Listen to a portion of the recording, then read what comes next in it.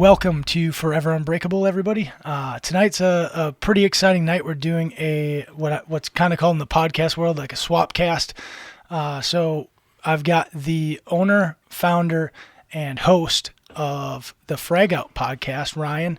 And Ryan is a Iraq War veteran, served in the Wisconsin National Guard, and is now a huge supporter of the veteran community and has gone out and done some super significant things in our community. And we'll get into a lot of that. But I want to give Ryan a quick chance to explain what his podcast does and how they came to be. But right before we get into that is we want to give a quick shout out to a company called Benshot. I'm going to let Ryan tell you guys about it. But they do these awesome glasses. Ryan brought me one. We're going to try and bust it out here. If you're not watching the video, I will do my best to explain what the glass exactly is. But what they do is they take bullets, they take broadheads, all sorts of stuff, basically shotgun shells I've seen, and they take and they embed it in the glass. And so you can see it here in the video. It's embedded in. It's pretty cool. It's better than pretty cool. It's friggin' sick. So these are awesome. Benshot. It's an awesome company. It's just BENSHOT. Check them out. They're one of Ryan's sponsors for Fragout. But while Ryan tells you guys a little bit about Fragout, I'm gonna go ahead and thanks to my buddy Sodi, who's a PJ, actively out there killing it. I'm gonna go ahead and pour some of this whiskey he got me into this Benshot glass. Yeah, Fragout podcast. It's the foundation is military and veterans, but I started off thinking that that's going to be kind of too niche. So what I wanted to do is I wanted to have like a safety net, but I wanted to start interviewing people in my local communities that are impacting the community, but other people's lives. And even if they don't think that's what they're doing. So Fragout podcast is basically just like an all-purpose kind of podcast, but it's got a military theme and giving back to the community. And you hit the nail right on the head, Will, about Benshot. Benshot's a local company to the Fox Valley area. So it's Appleton and Greenville, and it's a father and son company, and it's kind of cool. Everything's made right here in Wisconsin, and they've just been nothing but generous to me, being a sponsor, and I get to give glasses like that to people, everyone that comes on my podcast. So, and like I plan ahead so I can just go to the shop and grab glasses custom to the guests. So like I had Tim Lesage, who was a Marine Corps Scout sniper, 22 years. He was on the History Channel for taking a ridiculous shot. Yeah, and if you guys haven't listened to Fragout podcast, that's the episode that I recommend starting with. Of the episodes that I've listened to, it is hands down my favorite episode, and I know that you need to go and do part 2 with him because you guys barely hit on the iceberg of him. But I don't know if you know the episode number off the top of your head. 11. Episode 11. Yeah, make sure you guys, if you go check out Fragout podcast, and you have to check out that episode. If you listen to that one, you're going to go back to the beginning. Yeah. And you're going to listen to them all. And it's what I tell people when they listen to Forever Unbreakable. Remember that Ryan and I both started podcasting with zero knowledge, like Google knowledge. So the audio quality has gotten astronomically better throughout the podcast. And so just keep that in mind if you do go all the way back and listen from the very beginning. They do get better and better as we move along because we've gotten better. So I just always like to preface that. Yeah, no, So I have a custom glass for Tim. It's got the sniper S with the arrow through it. And it's got the 308 round in the glass. It's a rocks glass like that. That's sick. Yeah, it's pretty cool, and it's super serendipitous at the fact that I met the owner of Benshot. And he loves my company, Wisconsin Veteran. Is like I started this company to consult for businesses and organizations that want to get involved in the veteran community, but they don't really know where to go. And most state or federal agencies have like conflict of interest clauses. And I've been helping mil vets for 13 years. And I went to Ben, and I was just like, hey, this is what I have. This is my podcast. These are my metrics, and this is the market, and this is the community that I want to help. And he's just like, yeah. And then literally the next day after I met him, he called me, and he's just like, hey, do you want to represent Benshot at the International Sniper Competition Banquet? And I'm like, yeah. And he's just like, okay, cool, you're going. I was just like, are you kidding me right now? Like, this is the most craziest thing. He wants me to do a podcast. Like, he wants me to expand my network. So the small town companies like that, you can't beat it. Like, I love it. No, exactly. So let's talk about the Wisconsin Veteran Company, Sure, right? Because sure. I think that this is very important, and this is what I was alluding to a bit in the introduction. Is, you know, not only do you have your podcast, but one of the things, and the main reason that I wanted to bring you on here is that what you do for the veteran community every day of the week, not just Monday through Friday, not, you know, on certain hours, but every day of the week, you're out advocating for veterans, and you're out helping companies understand how to employ a veteran. Yep. And the different things that go along with that process, because it's not necessarily an easy transition for the veteran. And so if the employer is able to understand some of these things, it will make their working together relationship a lot better. Sure. So you're doing that. Sure. And you're also consulting like how they can get involved in the veteran community as a whole. Yep. Which is something that I think for some companies is quite intimidating.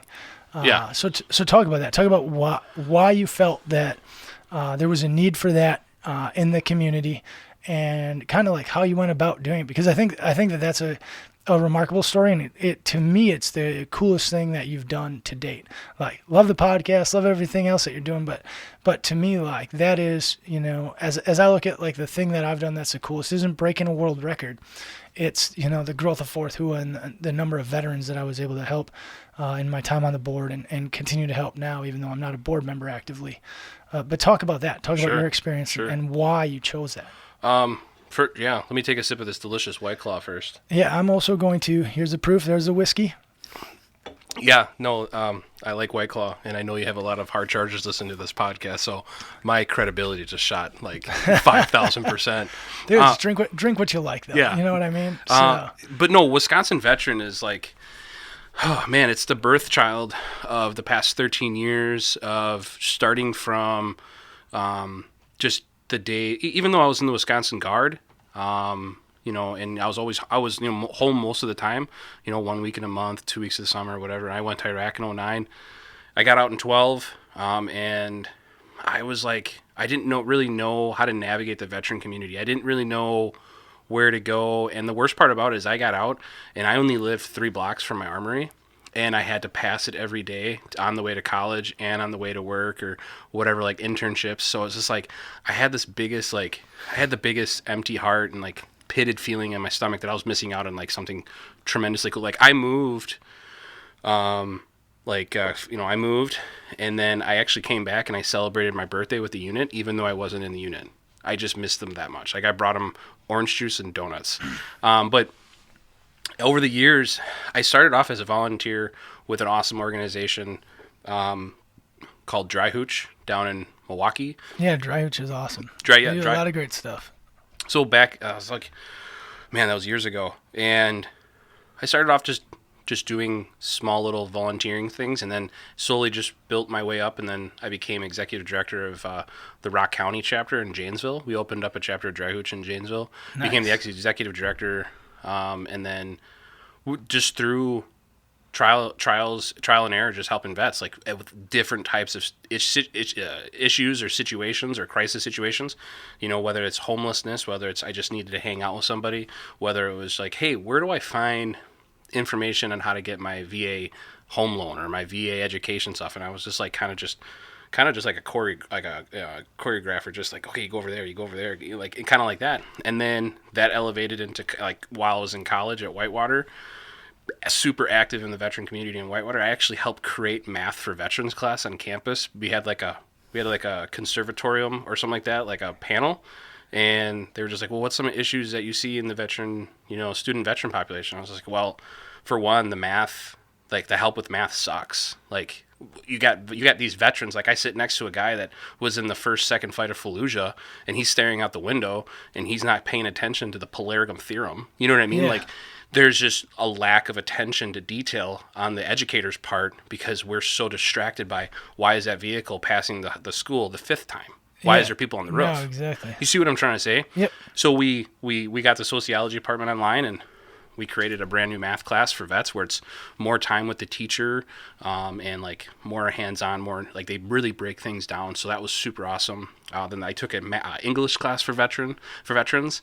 So we talked about like we read poetry but it was about war. So and Nice. that's cool. So volunteering, being active, learning about every different type of nook and cranny in the veteran community has got me to the point where I could start my own consulting company. And where I really, really learned a lot was twofold. In grad school, when I was going for my master's in social work, Yep. I didn't finish. I dropped out because I applied for a job to work with the Wisconsin Department of Veterans Affairs, the Veteran Outreach and Recovery Program, which is by far the greatest program to ever bless the state of Wisconsin. The Veteran Outreach and Recovery Program is in 72 counties. There's only 72 counties in Wisconsin. And there's these Veteran Outreach and Recovery Program specialists, or coordinators, as they would call them. And they help with everything from homelessness to substance abuse to mental health to just regular benefits, resources, and referral. And my job was to do all that and also connect with every type of community organization in my 7 counties. I was in charge of like the Fox Valley and to the west and to the south. And so kind of like the L, and Fond du Lac, Winnebago, Outagamie, Wapaka, Shore, Portage, and Wood counties were my 7 counties.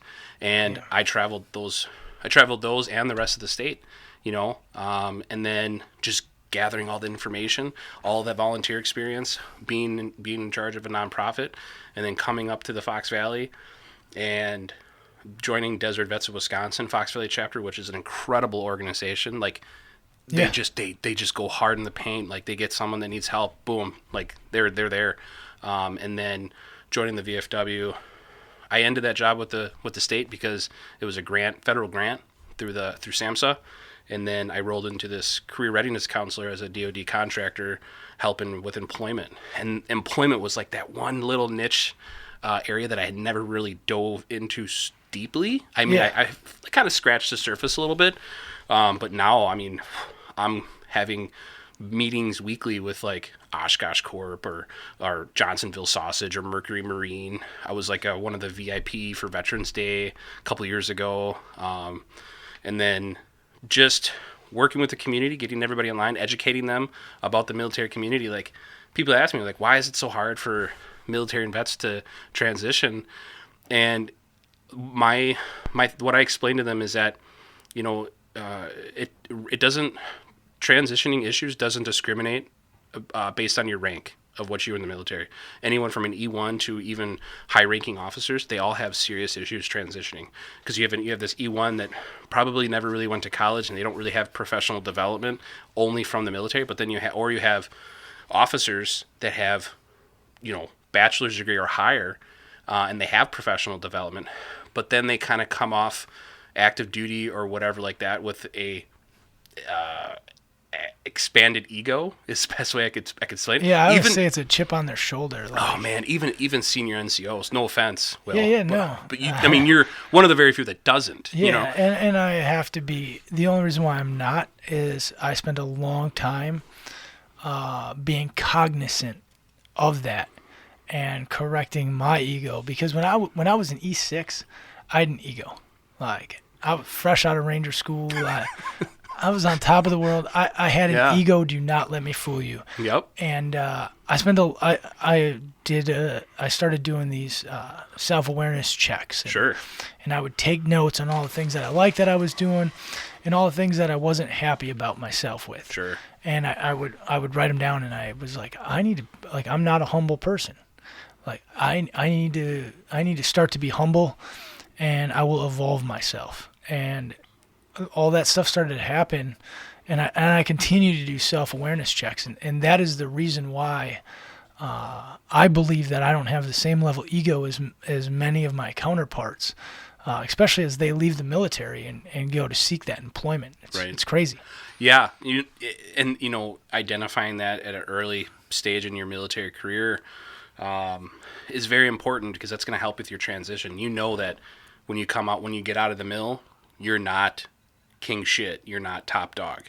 You just went and did something that's bigger than yourself, and you need to figure out the next stage of your life. Because what I tell people is I don't want the military to be the greatest accomplishment of my life, because that's not. Absolutely. It's not. It's not even close. The 3.5-year-old that lives in my house with me is my greatest accomplishment. Absolutely. I can fly in all the helicopters. I can shoot all the guns. I can do all the cool hua stuff. You know, beat my chest. Have my blue cord. You have your Ranger tab. But you know what?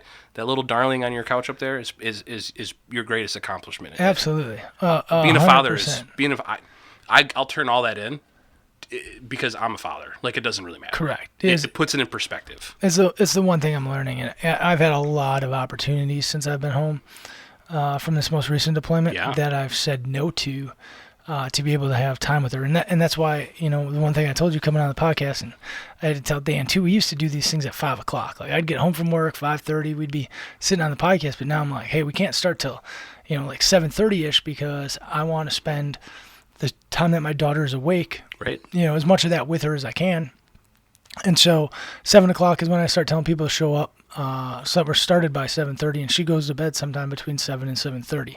So I get to say goodnight to her, and then you know, we come down to the studio, and we knock out a podcast, and it's absolutely awesome. But I think that I want to go back to what you were talking about as well, because I think that you hit on one thing, but another big thing that I want to hit on that I see a ton in the veteran community and just in society as a whole is this thought of leadership, right? So like these guys, senior NCOs or NCOs in general, and officers they in the military are no different than people in the civilian world who have had great success, right? Right. So they've moved up the ranks, they've gotten to lead people, and they think because they've led people for, let's say, 3 or 4 years or 10 years, that makes them a good leader. In combat. Yeah. In combat. And that's what they hang their heads on, right? And they have this ego of like, I'm a great leader because I led in combat and I got all my guys home. Well, you got lucky to get all your guys home. And you're just lucky to be in the military. But typically that is not because of your leadership. For some it is. Some people are great leaders, right? But I think that a lot of leaders, they don't do anything to better themselves as leaders besides go through the Army curriculum of do your SSDs, go to BLC, ALC, SLC, you know, so on and so forth, or the, you know, different officer level educations, the MCCCs and all that stuff. Whereas they aren't going back and like reading books on leadership, and they aren't doing self-evaluations on leadership and how they are actually leading. And I see it all the time in the civilian community too, because I do some leadership development and counseling in companies, and I do some, you know, management restructure in companies and things like that as a side business or side hustle, if you will.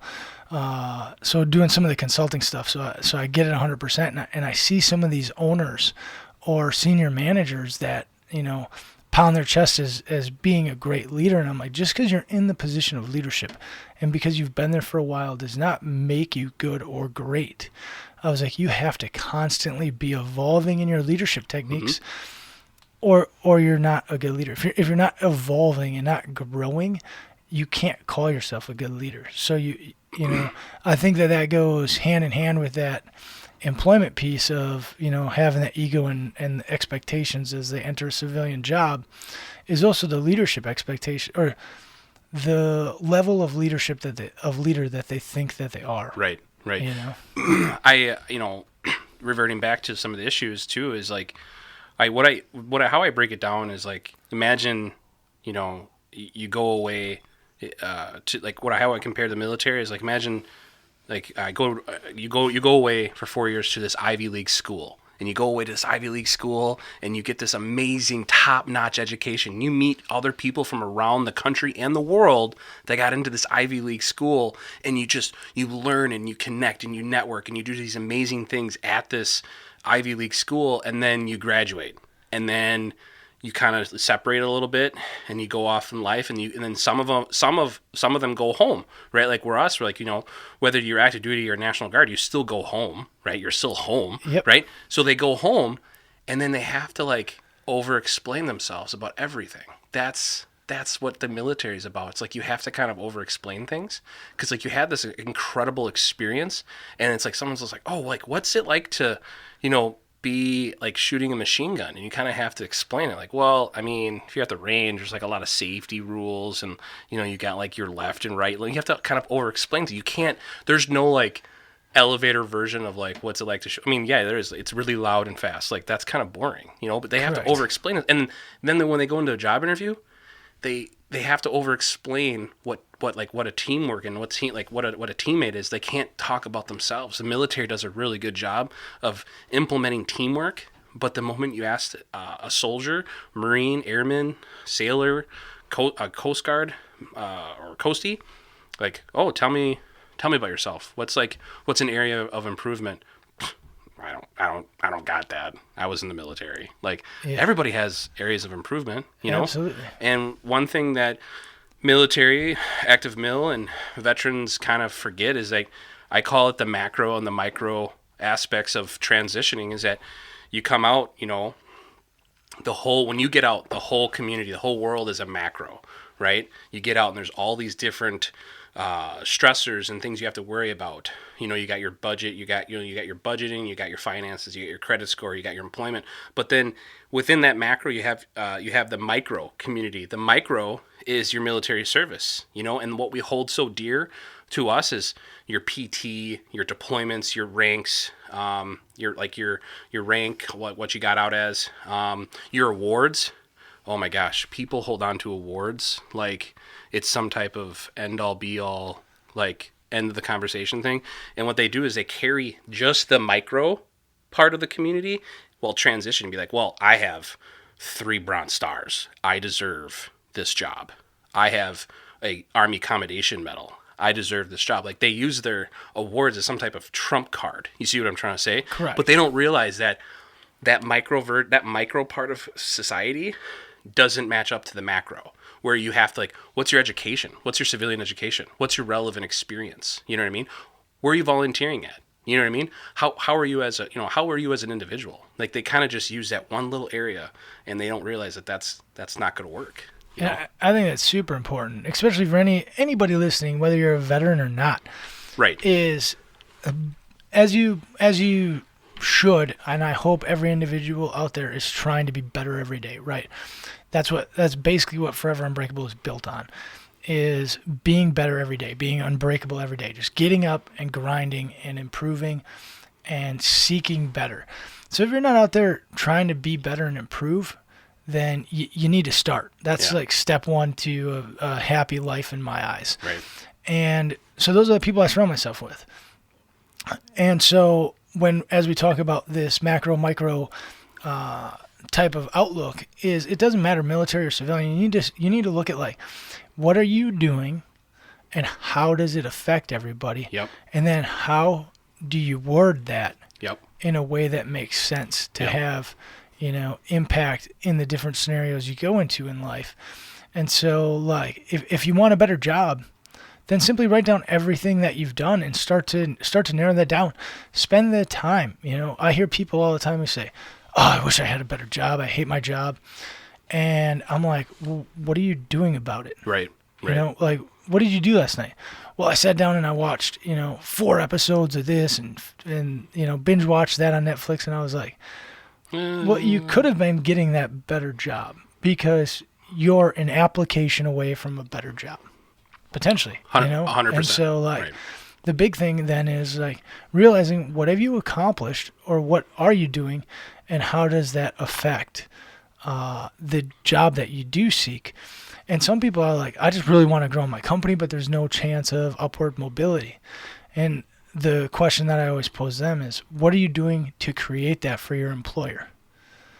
And they kind of give me this funny look like, what do you mean? And I'm like, well, it's simple. A, have you talked to your employer about it? Because maybe they don't realize that they're missing this piece and that it could be, successful for them.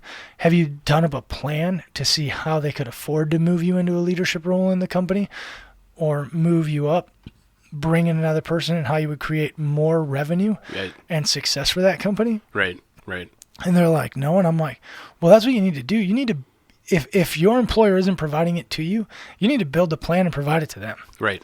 And just sit down. All employers are human beings. Put their, the old saying, like, they put their pants on the same way you do. Yep. It's true though. And like a lot of them, and it's one of the things that I pride myself in very heavily these days, is like listening to my lowest level privates, right? Or people outside of the organization, because they aren't, I don't know that corrupt is the right word for it, but I would say like, I think they're more connected. Yeah, like, they're more connected to what's going on. Like they don't really have much skin in the game. Correct. And I'm in my routine, right? I'm corrupted by the years of the way that I've done it and the leaders before me have taught me, right?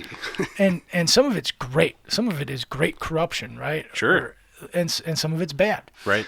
And I'll get a private who will look at like my plan and I'll be like, what do you think about, that we do next? So we're here in the ORP waiting to hit this objective, right? Yeah. And so, like, for those of you that don't know military terms, the ORP is like the last point that you hang out at, and you prep all your equipment before you go in and hit an objective. Yeah. And so, like, I'll be like, now that we're at the ORP and this is back in the planning process, I'll be like, what do you think we should do next? Right. And they might throw me something way out of right field that I never thought about, but I'm like, holy shit. Yeah. That might actually work. Yeah. Right. And that's what I mean by like, corrupt is not the right word, but it's the word I'm using for it. Well, I think leaders kind of get stuck in their own.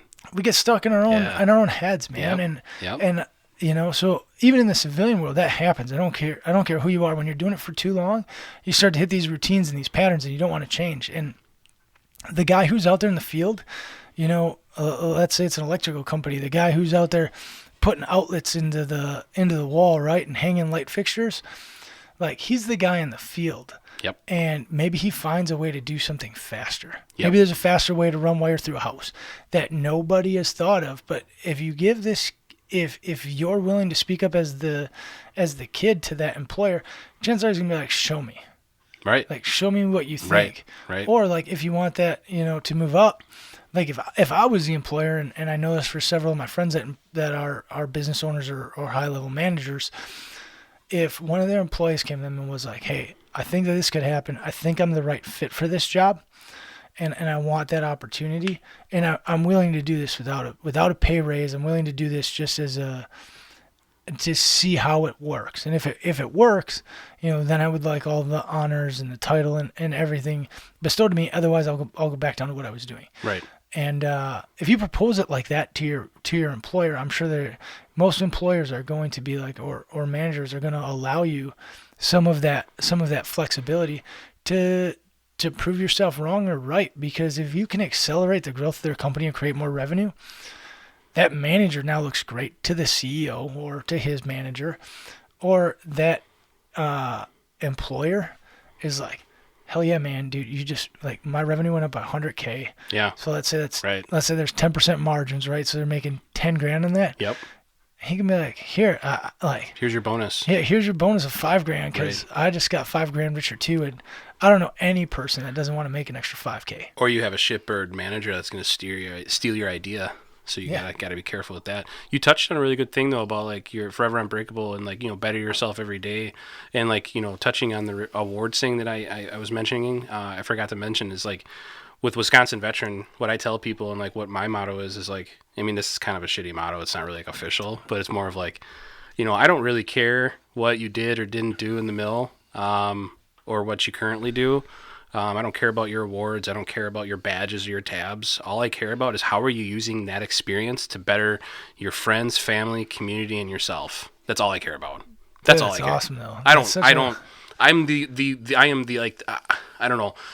I'm not like an alpha because you get around certain vets or mill and they're just like, yeah, man, like I carry 2 weapons. You know what I mean? And like they wanna just stay in the military forever. You ever meet those people that just want to stay? Man. It's just like, it's kind of like meeting like those guys that like never left high school. But you see that ring? I threw 14 touchdowns, 1987. Like, I don't fucking. You work at Applebee's. I'm sorry, bro. Like, nothing wrong with Applebee's. I'm just saying, you have all, like, you have so much experience, and like you could just like, and you're doing that. You're out there bettering the community. You're getting people online. You're like you're creating conversation. You know, I got buddies that are talking about mental health because it's like, you know, like that's, and they have the experience. They have the leadership abilities to talk about it. They're not here to like be braggadocious about it. And then here I am. It's just like I'm not really bragging about what I do. It's something, it's easy to get up in the morning and do it. You know, and if it's not a job, if you love it, right? Fact. And I just go out there and I just try to have normal conversations with people and just be like, oh, Ryan, like based on your experience, what do you think? And I'll just be like, yeah, it's cool, man. You know, but it's like, if someone comes in and just tries to trump the conversation or try to just shoot you down just based upon, you know, they went to some awesome, cool HUA school or whatever like that 20 years ago, I don't really care. Or the people that identify as like, oh, retired First Sergeant Joe Snuffy. Yep. Cool. I don't fucking care. Yeah. Dude, so many people live in the past, right? That's what that is. You know, here's my high school ring. I was on the state football championship team, whatever, right? I rushed 2,000 yards that year. That's a living in the past, right? So many people when I'm out and about with different people, a lot of people introduce me to random people as, this is Will Kocken, the guy who broke the Guinness World Record, right? And I just like knowing you as Will. Yeah. I never kiss your ass when I see you. I just be like, hey, man, what's going on? Yeah, exactly. How's your daughter? Like, but so many people, you know, that's what they use as like their introduction, is this thing from the past. And yeah, it's a big moment for me in my life and a thing of the past, but it's not what I care about. I'd never live in my past. I reflect on my past all of the time so that I can always be providing myself and my family, my friends in the community, a better future. But I want to look ahead. Let's stop talking about the past. Like, I'm Will Kocken, the guy that's going to go run 100 miles. Not, you know, because that's my next thing. You know, you're Ryan, the guy who's going to take on the Red Bull 400 here in a short while, right? So like, that's going to be good. That's who we are moving forward. Like, you're Ryan, the guy who's, you know, trying to get to the 50 episode mark and the 100 episode mark on your podcast, right? Or Ryan, the guy who's trying to get 100 veterans jobs this year, you know, through I had over 35 get jobs last year. Full time. That's awesome. I connected with 2,064 people, military veterans and spouses last year. About 200 reached out for help, and then about 30, 40 got jobs. Dude, and they range between $45,000 and $120,000. Yeah, that's a huge range. But even $45,000, the bottom of that range, it's still a great paycheck. That's still good, man. Still good. It's still a great paycheck. That's a great paycheck. Yeah. Right? And so, like, I think, like, the median salary is, like, $35K or something, $40K. Yeah, I guess so it's less than that. It depends on geographical location. Yeah. Like, up here, the Fox Valley is, like, 55 is median. Is that what it is? Yeah, okay. I think so.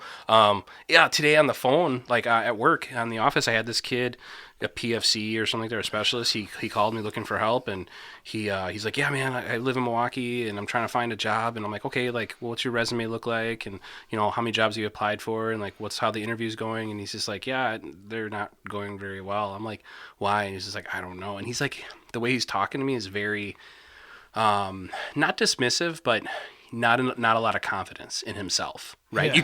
You could literally hear him have zero confidence, like, whatsoever. Like, it's like he did something wrong. Like, he kind of like you broke the window of, you know, your, like, the garage, and you're afraid, like, mom or dad are gonna be mad at you, kind of thing. Like, zero confidence.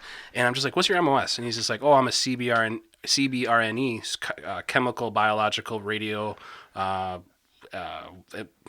chem dudes is chem dudes, yeah, right. But he's like chemical warfare specialist, right? Yep. And I know part of their training is like they have to go into a VX poison chamber, gas chamber, part of their training. And I'm like, did you go through the VX chamber gas? The gas chamber? He's like, yeah. I'm like, so you're telling me you can go into a room filled with one of the world's most deadliest nerve agents, but you can't go into a job interview feeling confident and being able to talk about yourself? And he's just like, holy shit, I never even thought about that. I'm like, is that the hardest thing you ever had to do? Yeah.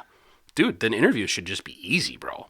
You go in there, like, just be like, you went into a room with a substance that could kill you in seconds. Haven't you seen the movie The Rock with Nicolas Cage? Dude, it's a great movie. This is one of my favorite exactly movies. What I think of. Yeah, it's one of my favorite movies. So that's what I do. It's like, they just have mil vets have just no confidence. Like, not all of them, but I'm saying majority. Like, they have no idea how to talk about themselves.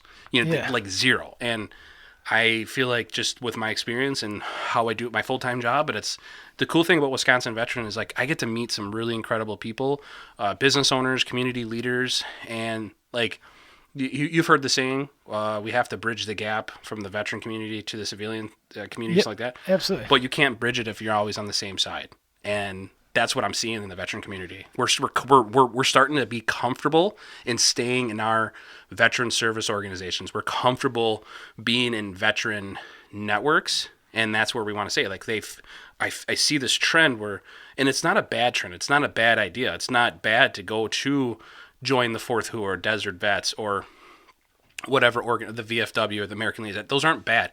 But what's bad is remaining stagnant in those organizations and thinking that that's actually helping your transition. Dude, absolutely. Because it's a giant echo chamber. And it's also not helping the organization itself either, right? So I served as VP and founder from 2013 to like 2017 of 4th WHO. Good run. And then I went to the presidency from 17 to 19, right? Then I left for deployment. Yep. And now I came back. Yeah. In the 1 year that I was gone, they made huge gains. Sure. And so as I look back at it, like I was there too long. I became stagnant in the position. Sure. I wasn't pushing and moving the organization as much as I could have. It was still making more money every year, and it was helping more veterans every year. And I was comfortable with that. And the new team that, filled some of our roles as we deployed, they were young, energetic, and hungry. Yeah. Yeah. And they took HUA to the next level. That's awesome. And now I'm watching, like, they'll do over $300,000 this year. I'm certain of it. Man.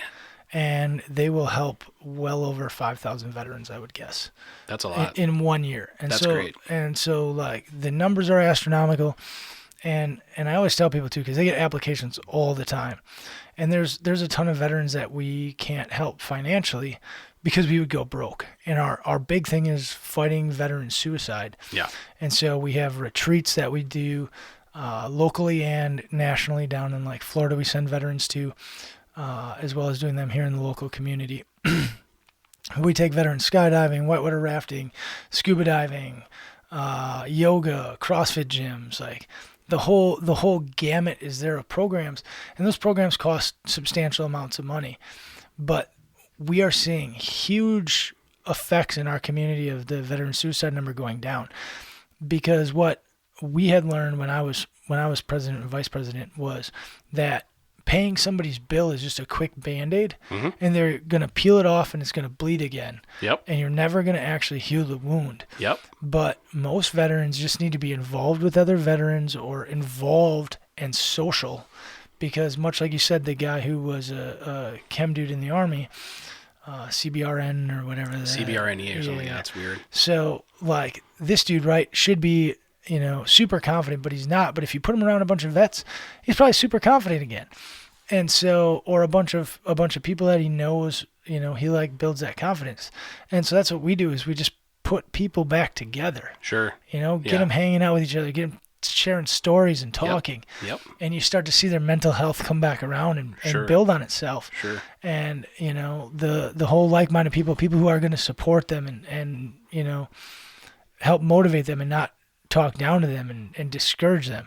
Right. And I think that's huge. So, what you're doing, what you've done, as we talk about the past, and what you're continuing to do as we move forward in time here, I think is super awesome, Ryan. And that's why I was like beyond excited to get you on the podcast finally. I know we had talked about it before the deployment. And then I think you talked about trying to do a podcast while you were in Afghanistan. Yeah, I was going to. So, and I had all the equipment ready to go and all that. And then I decided not to bring any of it with me. Sure. Because I didn't want to deal with any operational security, any chance of any of that. Right. So I shut down the podcast. And so you'll be the second episode back up. So Dan Prigge will be the first one, and then you. And I'm not sure who's going to be number 3 yet, but I'll start getting these out hopefully either this coming Monday or the following. That's incredible. I'm better looking than Dan though, so I hope. No, I'm kidding. he's gonna come like break into my house at night and just like beat me up. No, Dan's a cool guy, and I'm glad you introduced me to Dan. Yeah. No, you hit on a lot of touch points. The thing with veterans, getting stagnant and stuff like that, just joining these VSOs and stuff, I want to highly encourage veterans to go if you can, if you have like the mental, fortitude, or if you go out and like go to a young professionals network meeting that isn't primarily veterans. And like, I know that's super, like that's like blasphemy. Like in the veteran communities, like me telling veterans like to not do things in the veteran community is like some people's going to look at it as like blasphemy. Like, oh, we can't do that because, well, no one's going to understand us. Yeah. No one understands us, shitbird, because we're not out there. We're hiding. Like, yeah, I mean, some VSOs are out there doing things every day. Like the 4th, you guys do incredible things. Like I can't, the rucks and the other events, the ice fishing stuff and your gala, like that's incredible stuff. Like that's rallying the community. That's great. But then like on an individual level, Yep. Recently, discharged E4, E5, E6, whatever. Go to that young professionals network where you don't know anybody and just learn how to talk about yourself and listen to people. You know what I mean? Learn how to communicate again. It's called, I don't know who said it. It was like a TED Talk or something like that. Someone said like, it's called building social capital. You know what I mean? Social in the sense like you're investing time into somebody, and it's like, it's a social capital. So it's like you're putting, it's like, capital, like money, monetization, it's like you and I, this is right here, being here, we're building that social capital because like I've invested time in you, you invest in time with me, and then like we have that familiarity with each other. So like later on, it's like, hey, Will, I need help moving this couch. Oh yeah, for sure, man. Let me find. Yeah, dude, absolutely. That's what I'm trying to encourage is go out there, because like LinkedIn released this thing about like how like veterans on LinkedIn, like 50 some or 70 some % of veterans are a part of veteran networks on LinkedIn, but then like 1.2% of veterans are part of non-veteran networks. Really? Oh, dude, it's awful. And I'm just like, why? Like, you can't complain about an issue if you're not really trying to move forward it and fix it. Like, like in the infantry, like we move towards the sound of gunfire. You know what I mean? Correct. Usually, I mean, unless they got superiority. Yeah, then yeah. it's like then we don't really go that direction. Then we do that one thing that nobody wants to talk about, that break contact. Yeah, break contact, right? But like it's like, I forgot who said it, but it's like if you don't have that pitted feeling in your stomach and you're not growing from it, then you're not growing at all. If you're not challenging yourself, you're not growing. Start building those calluses. And like I love going to young professionals because like I get to meet some incredible people. Like the other day last week I went to an event up here in Green Bay. I met the former director of the military and veteran recruiting for Foxconn. That's sick. And we had coffee. Yeah. We had coffee last week for 2 hours. Like, are you kidding me right now? Like, all because I went to this one thing, and we just started BSing, you know what I mean? And then he's like, yeah, let's go have coffee. Let's just chit chat, and he's gonna introduce me with a bunch of other people. So like, that's what I'm talking about. Is you build that social capital so you can come back and get a return on investment, and vice versa. Like that's what absolutely. It's critical, like there's that saying, it's not what you know, it's who you know. And like, yeah, you have to be. It's a part of that self-improvement. Like, sure. You've got to learn how to talk to people inside and outside the military. In the military, when we have a conversation, and I focus very heavily on it on the podcast, is not talking in acronyms. Right. And if I do, explaining those acronyms, even if I've explained them in previous episodes. And so I do the same thing. Like when you go and have your first civilian conversation, much like how it was with my wife when I met her. There's numerous times where I've said stuff and I've used military slang or acronyms. My name is Will. I like to go to the ECP. Yeah.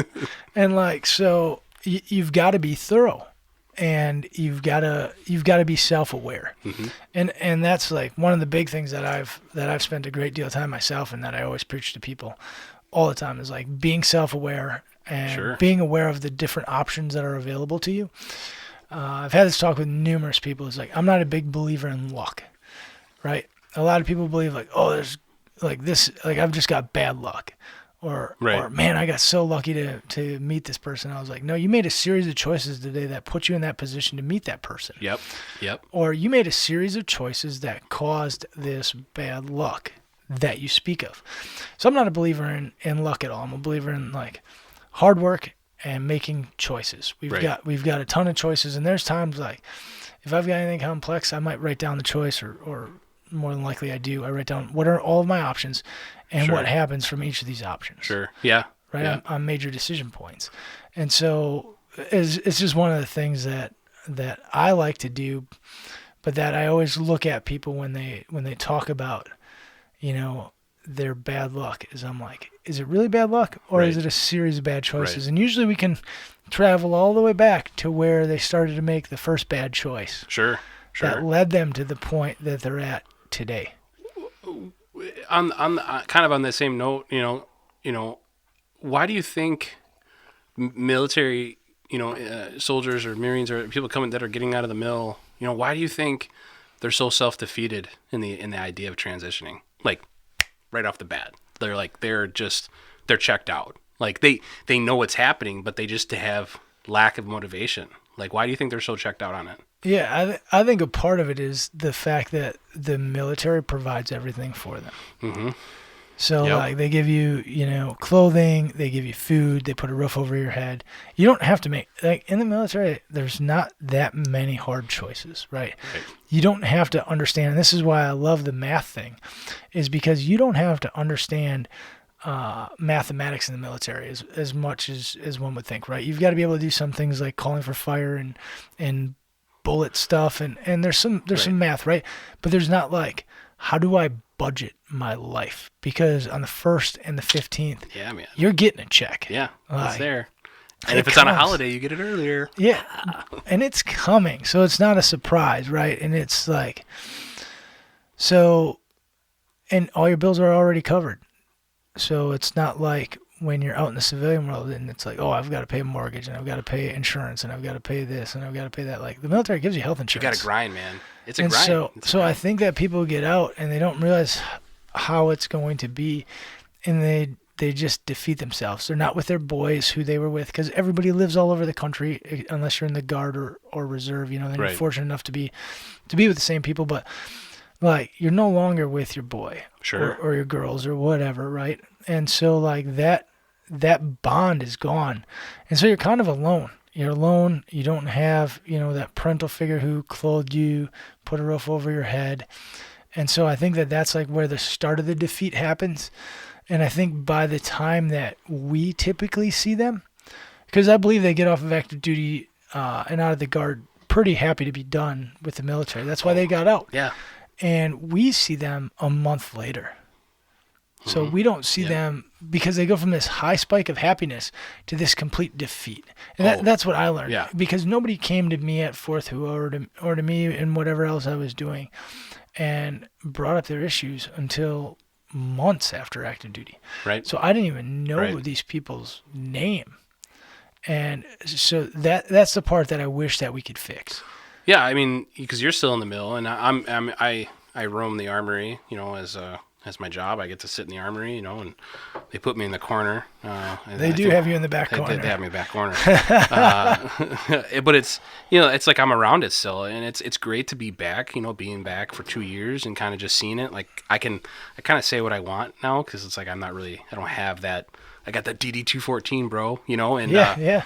But it's just, I don't know, it's just kind of a bummer, and like also like asking these soldiers, these young enlisted or even NCOs, it's like, hey, do you want to go to college? College is such a, you have an incredible benefit to you. Free college, and like the college is one of those things that's being thrown around right now in the political game right now. It's just like if you deployed, your college is pretty much paid for. You know what I mean? But I mean, if you didn't deploy, there's still benefits to help you supplement paying for college. But it's like I talk to these NCOs, or I talk to soldiers, Marines, whoever it is. Hey, do you want to go to college? You're like, oh man, I don't want to go to those liberal indoctrination encampments. Yeah, nobody's given it a chance. Open-mindedness. What are you talking? Open-mindedness has failed there. So the word liberal actually comes from the Greek word libraire, or I think it's libraire or libera or something. Yeah, and it means, anything and it like actually stuff. means to elevate, to expand your knowledge is actually the meaning behind it. It's to broaden your horizons. Yeah. So it's like, okay, so basically you're self-defeating yourself right there. It's like you don't want to expand your knowledge. Like, are you just that dense? Like, I meet so many morally obtuse individuals that just be like, well, I'm not going to go to college. I'm like, what are you going to do with yourself? Well, I'm going to, go downstairs and play video games, and I've saved up some money from deployment. Oh, what do you got saved up? Man, I'm sitting on like $7,000. Yeah. What? Great. Oh man, like I'll see you in 3 weeks. Yep. And we're going to have to file for, emergency assistance from a VSO. Dude, it circles all the way back to what we were talking about earlier in this episode about how people don't want to, improve. Like they think that they're a great leader, like they've got that ego, Right. but they're not going out and seeking more knowledge in that field. So like it's that perfect your art, right? Right. Of like, at what point do you want if the college is free? And I'm not saying go to a 4-year degree program and get a 4-year degree. I'm not saying get a PhD Yeah, either. use it to get a higher paying job in the trades, or Right. use it to, Truckers. Do you know what truckers are making right now? pilots. You can go get your pilot license with it. I got it. But actually, speaking of not to transition, but kind of transition, but it's like my buddy Marty texted me today. He was in my first infantry unit. We were, and he texted me. He's like, "Hey, I'm going to do the Red Bull 400 with you." He drives truck. He lives in Kenosha, Wisconsin. He drives truck like back and forth to Chicago. Mm-hmm. He's making 6 figures. Yeah, dude, it's crazy. Like, I don't care. You know what? Don't go to college. But if you want to go to like a tech school or an apprentice program or Yeah, something because like you can go get your CDL Right. on the GI Bill. you can. Yeah. And I watch people who are like, I can't get a job. Yeah, that was the system. Oh, sorry. I was like, oh my gosh, is that? No, that was me. Oh, that's cool. That's a nice little chime. Yeah. But no, it's I just don't like the whatever banter in the military about how college is liberal indoctrination and campuses don't care about veterans, because that is absolute bullshit. I have been to almost every campus in this state, and I can tell you that I haven't been to one where they don't appreciate military. Yeah, absolutely, man. Green Bay, top notch. Yeah, that's right. Whitewater. I got my degree from UWGB. Whitewater. I loved it. I hate to say it, I think Whitewater's a little better, but that's just me. But we'll fight about it after. Well, you'll win. And I'm a lover. And there's no confidence in yourself. Ah, man, We self-defeating. were just talking about it. You Self-defeating. just defeated yourself. Yeah. Well, it's like And one of my keys. So I've got like a set of pillars that I believe in to achieve success, right? And the first one of those pillars is believing that it's possible. And so the reason why you can't beat me is because you don't believe it's possible. I swear to you. Yeah. First step is you just gotta don't believe in possibility. Yeah, no, I don't know. I don't really care about my strength. I don't know. It's just weird. You'd be surprised. You might actually beat me. I mean, maybe. Yeah. I mean, But I believe that I would beat you, so therefore I would. Sergeant D down at the armory. Yeah. We had a little combatives match. I beat on him, but I mean, he's an elderly man, so it doesn't really matter. But he's fucking got old man strength. Yeah, but I got him though. Like But real world, he's got some old man But strength. I also have like 150 pounds. On me. No, He is a skinny old guy. yeah, but no, the Red Bull 400. We talked about bettering yourself every day and challenging yourself and hanging out with. Explain what the Red Bull 400 is for people who man. don't know. I had a guest on here a while back. I want to say it was like somewhere around episode 15. Who he was preparing for the Red Bull 400 at that time. But so if people haven't heard about it, explain what the Red Bull 400 is. Yeah, so the Red Bull 400 is a 400-meter climb up a ski jump hill. So if you've ever seen the movie like Eddie the Eagle, where he comes down that ramp and he launches himself and he just flies down this giant hill. So instead of going on skis down it, you run up it, and it's 400 meters, and the world record is like 3.5 minutes or something like that. Yeah, it's beast. It's actually it's more than 400 meters, by the way. So they just call it the Red Bull 400. Okay. I think it's because it's 400 feet of elevation, or 400 meters of elevation, or something. Well, so it's based on its elevation, on its vertical height. I know that. So it's like 400 feet of elevation change, maybe? Correct, something like that. It's nasty. I'm gonna die. That's fine. I've heard it's closer on GPS to like half a mile. Really? So yeah. Well, so I'm going to Copper Peak in Ironwood, Michigan. Yeah. And, That's the one that I've seen that's longer than 400. You know what? Just so you know. That's fine. My best friend called me last night after I signed up, and he's just like, you know what? All we got to do, it's like, he's like, before we knew it was more than 400 meters, right? He's like, hey man, all we got to do is we just got to fuck hard for 10 minutes and we're done. And I'm just like, what does that even mean? Like, well, I know what, I mean, the thing is like, I hate quitting. Like I've never really quit. I quit karate when I was a kid because I didn't care. I was just kind of like, I'd rather go swimming. You know what I mean? But I just, that whole, not to be cliche, but like the military really does teach you how to persevere and mental strength a little bit and compartmentalization a little bit. And it's just like, you can't. I read a really good article about compartmentalization. It was like someone wrote about going to buds, and this is like, you can't say I'm cold. You have to say I'm feeling cold, because if you just put that word I feel, then it's not there's a difference between pain and suffering, and it's like pain is what you feel, suffering is what your brain is telling you what you're feeling, kind of thing. Makes sense, yeah. And it's like, I did the 9/11 stair climb here at Lambeau Field this past September. Dude, that's beast. And I did it with a body armor on. I did it with a plate carrier. That's awesome. And I trained up for it. I did stair climb. I did HIIT classes. I did leg exercises, all that stuff. I went hard for like 6-7 weeks, and I got there. And man, I tell you what, after the fourth or fifth up, not down, up, I was just like, dude, I was actually like, self-defeating myself a little bit, but I was just like, I don't want to quit, man. Like I don't want to, because you think about it, I was doing this to honor the firefighter that was on the badge, like clipped onto my kit, right? Yeah. And I'm just like, this guy never quit. Like he was in full firefighter, like jacket, pants, oxygen mask, helmet, boots, which are not. I mean, none of that's light, right? Correct.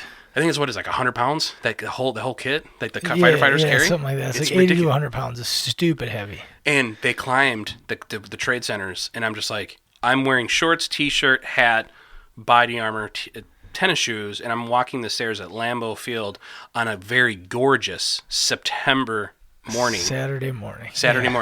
I shouldn't even be complaining right now. And like, I kind of just kept telling myself that, you know what I mean? And it's like, I have this, like, I wear some bracelets, and I have this one from 30 Seconds Out, and it says no weak shit. And I just saw that, and I was just like, well, no weak shit. I don't know, man. I don't really like inspirational quotes. I don't really like things, but I heard it just recently. If you make friends with pain, you're never alone. Yep. Yeah, it's one of my favorite quotes out there. I just heard that. I was like, oh my God, that's super amazing, It's a fucking phenomenal quote. There's a couple of awesome quotes out there for moments like that you've got to have in your back pocket for when you're struggling. Sure. And be able to pull them out and use them. Sure. So I'm just going to start training and eating a little better, and hopefully you can give me some tips for it's going to be all lower body, but it's going to be mainly lower body cardio. I know it's going to probably hit a bunch of muscles that I haven't worked out before, but I mean, I'm doing those HIIT classes all the time, and man, I'm burning, 900 plus calories. I did 2 classes in a row once, and I burned 2,400 calories in like a 2-hour period. And like, I know how to work out. I know how to do it, but like, I don't want to be the stagnant veteran. I don't want to be just sitting at my house. I'd rather just go on a road trip to my buddy and see my buddy. I was his best man. We were in Iraq together. We worked in the prisons together in Iraq, and I don't get to see him very much. And, just reconnect. And then now I got another buddy that was in the same RISTA unit as I was. And it's kind of just like, hey, my buddy Blair's still in the military, but Marty's not. He's the one that drives truck. Yeah. And then I'm not in the mill. And we're all just going to get online, and we're just going to run up this. Dude, it's awesome. And I think what people aren't picturing right now is that if you go online and you look at it, they are like on all fours trying to get up this thing. There's a cargo net that you have to hold on to. Yeah. Like everybody is on all fours trying to get up this thing. And that's what people don't understand. There's people on top of people. And so like, if you haven't seen it, Google it. It's some of the shit on the Rebel 400 is absolutely hilarious. So if you haven't Googled it, Google it. you'll enjoy looking at it at a minimum. But it's a super cool event that they put on. Yep. To me, it's an awesome what's next. So that's one of the questions that I always ask is what's next in life. And I know that's one of the things that you've got, coming up, because I always believe like you've got to have a next. It gives your life a new purpose. Yeah, I did a Tough Mudder when it first came to Wisconsin back in 2011 at Devil's Head in Merrimack, Wisconsin. I did that, and I did it with a girl that I deployed with, and I didn't train up for it, and that was a horrible idea. But I still finished. But, one of the biggest things I had to deal with was, like, you had to run down the ski hill right at the start. Yep. You ran down the ski hill. Well, I actually twisted my ankle, and I actually tore the lateral ligament in my ankle. Damn. And I actually was like, I'm done. Like, I heard like crack, snackle, pop. Like, it was nasty, right? And like people even like on the side, like they heard it. And I was just like, well, 30 seconds at the start, boom, ran, tore. Like I ripped it, and I was limping real bad. I was just like, I don't want to quit. And then this guy gave me liquid ibuprofen. I took him. I went to the sprinkler, took the liquid ibuprofen, and I chucked in, and I finished all 12 miles on that. Yeah, that was a beast course because I did the same. Oh my God, one. So, that was brutal. Yeah, I was like up and down the ski hills. Yep. The Berlin walls, and then Yep. like it was just, and then the best part was the Chernobyl jacuzzi because like my ankle was dude, that killing thing me. that thing was freezing. Oh my God, it didn't bother me at all. I hated every second of that thing. And then the electric cords, I got hit pretty good on the electric cords. Yeah. The girl in front of me, the wind came and pushed all of them over. So she was able to run through without getting zapped. Clean. All the audience people were like, "Boo, do it again." I think I only got zapped like twice, but I felt both of them. Oh, they're brutal. Yeah, I was not a fan. But I did that in 2011, and fast forward 9 years later, like I haven't really. I mean, I work out, but I don't know. It's like you do something. For me, I don't really. I don't know. Like the Tough Mudder's kind of gotten commercialized a little bit, and people want to it proves they're. Yeah, I mean it's good to do it. If it gets you out of your comfort zone and it's challenging, yeah, do it. I highly encourage it. But for me, it's like I did it. I got the T-shirt and the headband. What's next?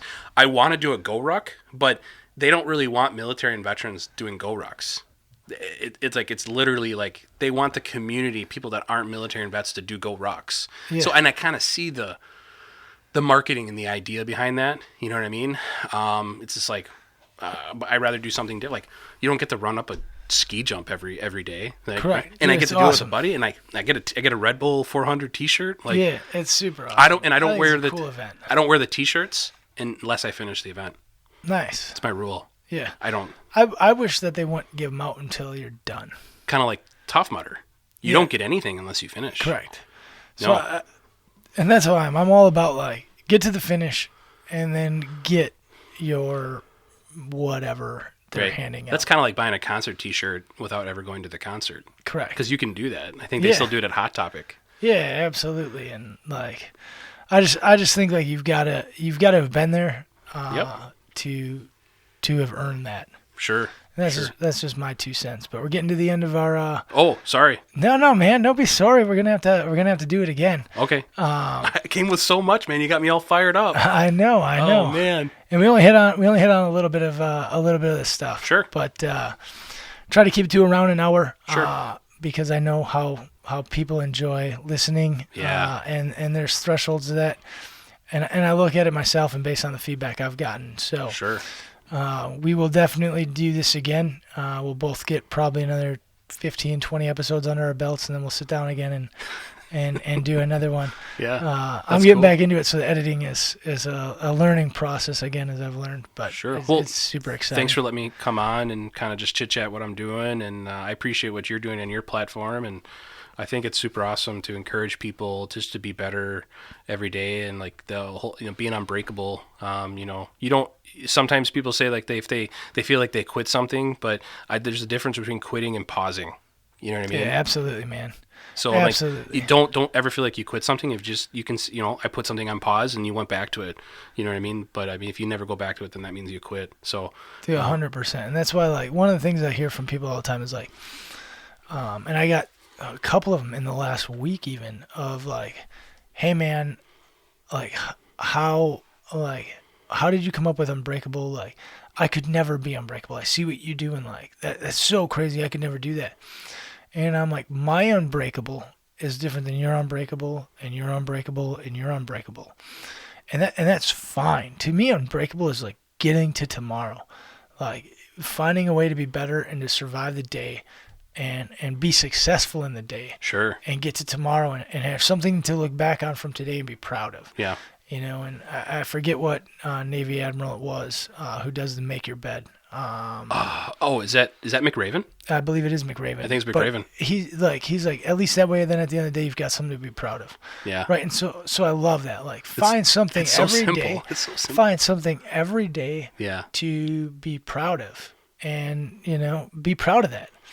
And so that's how I feel about Forever Unbreakable, or the word unbreakable, and how it pertains to everybody. Is it's not a be all. This extreme level. Right. But, find something to be proud of and improve every day. Right. Exactly. And, people, like I tell people, like, I meet veterans that they don't feel like they accomplish very much in the military. Like, they're like, I meet people like, oh, I never went to Ranger school. I never went to Buds. I never went to PJ school. And I'm like, that's okay. Because it's a product of opportunity. Correct. You can't beat yourself over product opportunity. So when you transition, if you want to be an accountant, then be the Navy SEAL of accountants. Exactly. Be the Ranger of used car salesman. Be 100%. Be the PJ of nursing. You understand what I'm trying to say? You can be that person that you didn't get to be in the military. The military is just a foundation setting environment and industry. So sorry, I got me. Dude, you're good. You put a White Claw on me. Now you got to deal with me. Yeah, you're good. Anyways, to wrap it up. So we'll wind it down here. I want to do one last shout out here. Ben Shot, this is awesome. As you guys can see it there, that broadhead sticking out there. Yeah. So huge shout out to them. Thanks for the glass. Yeah, absolutely, buddy. Thanks for the glass. Yeah, big shout out to you and your podcast, Fragout. So make sure you guys check that out. Think of the grenade, tossing the grenade, right? Fragout. So it's Fragout. It's all one word, right? Yeah, Fragout. So Fragout podcast, at Fragout _podcast Instagram is a podcast page on Instagram, and then at Wisconsin Veteran is the company, and then I'm on like Instagram, Facebook. Perfect, because I was just going to ask you to do all the handles. No, I appreciate you because I'm a host too, so I kind of know where you're about. Because I was like, I'm trying to hit on all these, and I was like, wait, I don't know what all the handles are off the top of my head, so he's just going to have to read them off. Yeah. But get on there, check that stuff out. Is there anything else you want to add to the episode before we shut it down here? No, if you're just a military vet looking, getting out and stuff like that, it's okay to ask for help. So, reach out to me or, even Will. Absolutely. And, I just appreciate coming on, man. This is awesome. This is the first time I've kind of been a guest-ish on a podcast. Yeah. So appreciate it. Yeah, it's fun, man. I always love the Swapcast because you're able to ask some questions and you know what's going on and you've been comfortable on the microphone before. Right. So these are a lot of fun to me. I get to see the way that you kind of podcast it up, and you get to see how I do it. We get to kind of exchange some stories before and after. So you got a Joe Rogan set up here. Not quite as nice as you need to get your wife down here to be like, Jamie, pull it up, Jamie. Be like, okay. Exactly. Getting there. But thanks everybody for tuning in, and look forward to talking to you next time. Don't forget, stay unbreakable. Have a good day.